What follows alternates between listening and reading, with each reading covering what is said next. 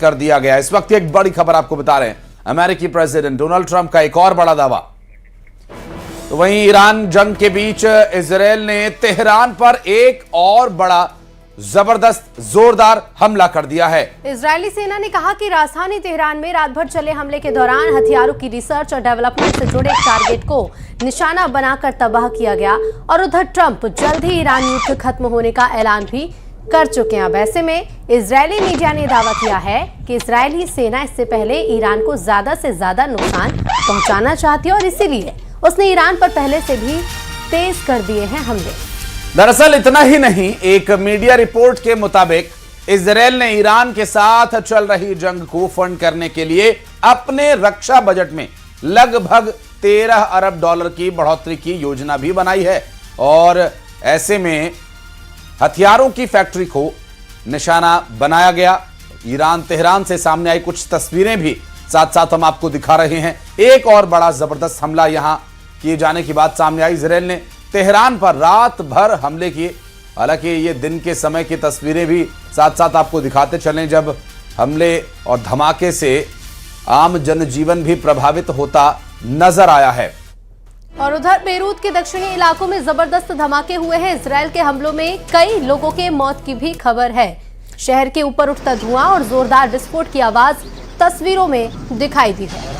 पिछले एक हफ्ते में लेबनान के करीब 7 लाख लोग अपना घर छोड़ चुके हैं। हिजबुल्लाह ने ईरान के सर्वोच्च नेता की हत्या का बदला लेने के लिए गोलीबारी शुरू की थी, जिसके बाद इजरायल ने बड़ा हमला किया।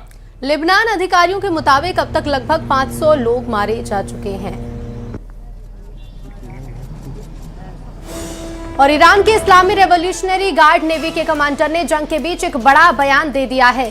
दरअसल कमांडर ने चेतावनी दी है कि ईरान पर हमला करने वाले किसी भी देश का जहाज होर्मुज जलडमरू मध्य से गुजरने का हक नहीं रखता। कमांडर का कहना यह है कि जंग की शुरुआत में ही यह संदेश दे दिया गया था और अब दोबारा साफ कर दिया गया है कि अगर किसी को शक है तो और पास आकर देख ले। जंग की शुरुआत में ही यह संदेश दे दिया गया था, दुश्मन के जहाज बचेंगे नहीं।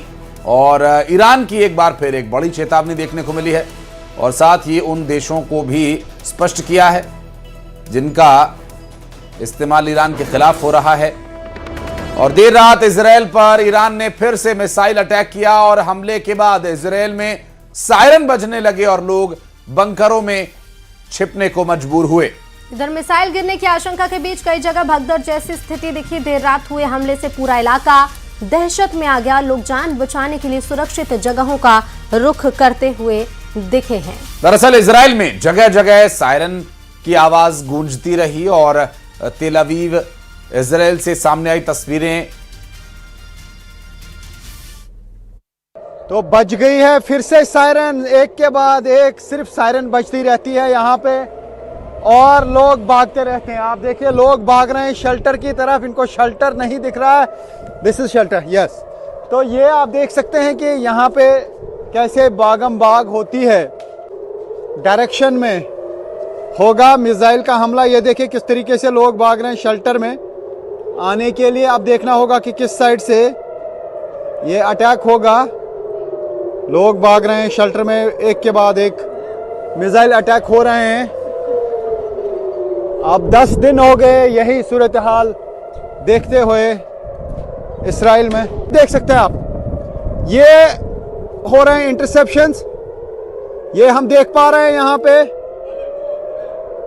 ये देखिए किस तरीके से इंटरसेप्ट हो रहे हैं मिसाइल्स। ओ जोर लगता है हमारी तरफ आ रहे हैं। तो ये आप देख सकते हैं बिल्कुल हमारे सर के ऊपर से गुजर रहे हैं इस वक्त। बहुत ही खतरनाक सूरत-हाल होती है ये। अमेरिका और इजरायल से ईरान की जंग का असर अब भारतीय एयरलाइंस पर भी साफ साफ दिखाई देने लगा।